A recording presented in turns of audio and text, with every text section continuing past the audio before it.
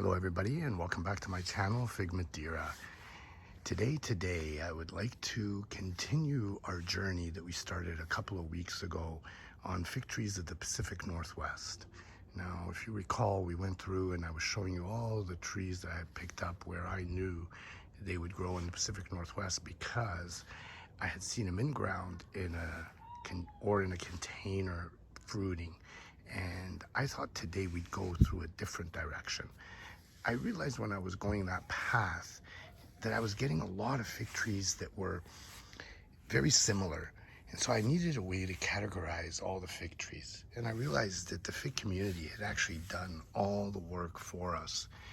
And what they'd done is they had categorized all the fig trees, the thousands of varieties, in flavor groups. So you see here, there's the honey, the sugar, the Bordeaux, the Adriatic, and the berry. And they had basically come up with fig trees that represent the base flavor of every category here. And these what they call common figs, and they're gateway figs, meaning they lead to something else. So what I've done is I've written down all the base fig tree varieties that will grow here, and usually anywhere in North America, and also the best of the best of those varieties. So for example, you'll see the honey fig, there's the Italian honey, and then the I-258. Examples of honey figs, you can see here, I put them all next to each other. This is an LSU Hoyer, beautiful fig tree. Right next to it is an Adriatic. You can see it's a completely different looking tree. The figs look different. Right over here is a white Marcellus. Has no figs on it, but again, a different fig tree. And then right in ground there, a Peter's honey. And you can see the Peter's honey figs they look different. Here's this little baby Peter's honey. You can see the figs there look very different than the Adriano. And right behind there, we have the LSU Gold. And again, a honey fig tree that you can see the figs look different.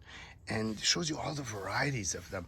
When you follow this method, you'll ask yourself, like, do I need all these honey fig trees?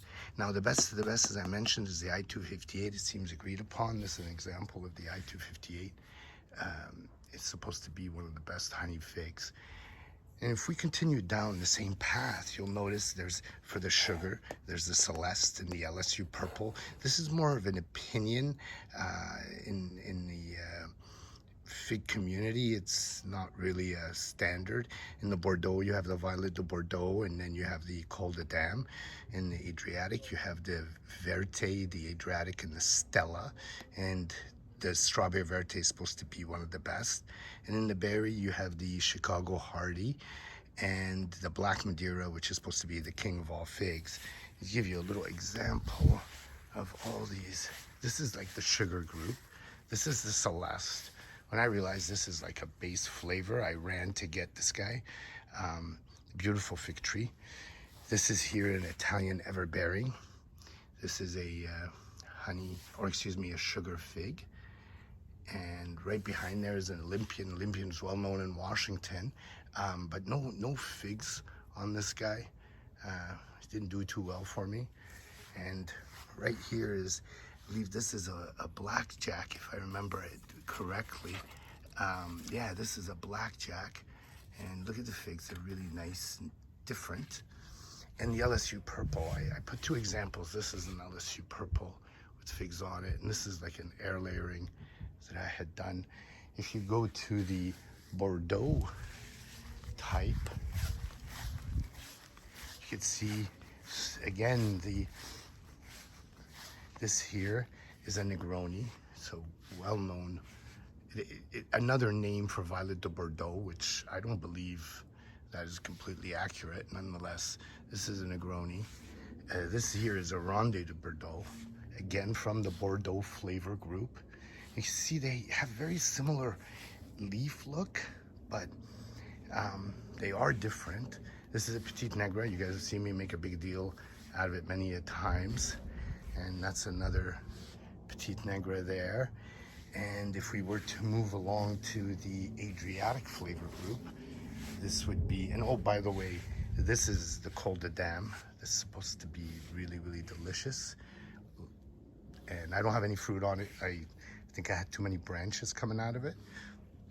This is the Adriatic. You've seen it on my channel before. You can see the leaves are really big. It's got these big leaves.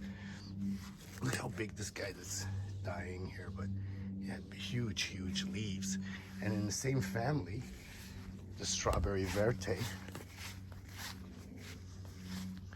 right here. You see this guy.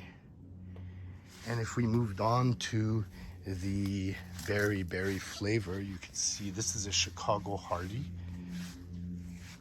And I don't have any figs on it. I air layered it. I messed this guy up.